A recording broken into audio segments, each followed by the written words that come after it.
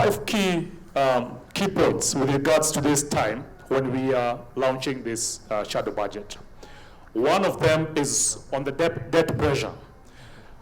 We headed media when we expected to pay the remaining $500 million, around 60 billion out of the maturing Eurobond. The pressure on our debt, we still remain a debt-distressed economy, and that's something that needs to be considered by parliamentary committees as we engage in the next budget. The private sector lending, still, while it's starting to progressively peak, and we've seen the central bank, the previous monetary policy committee, maintain the rate at 13%, the private sector lending is still not at where we need to take it as a country. And so there's need for government to make the right investments around this time in the coming budget. The next thing is economic growth projections. In the projections for this year, we're talking about 5% growth. How realistic that in terms of fiscal consolidation times is not clear.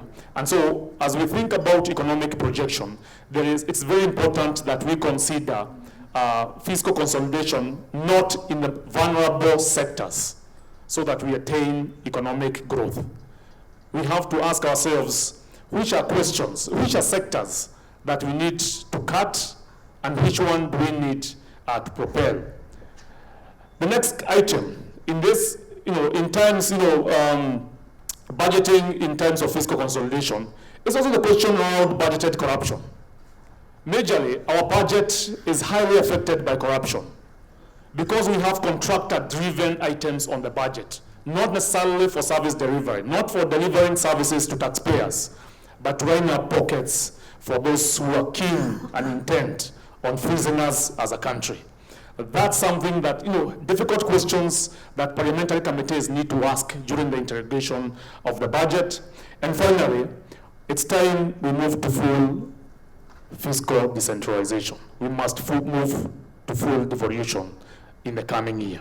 A lot of reports have been done, and we're talking about more than 272 billion worth of functions that are still held by the national government. So it is important for that investment to be considered and to be transferred rightfully to where it belongs.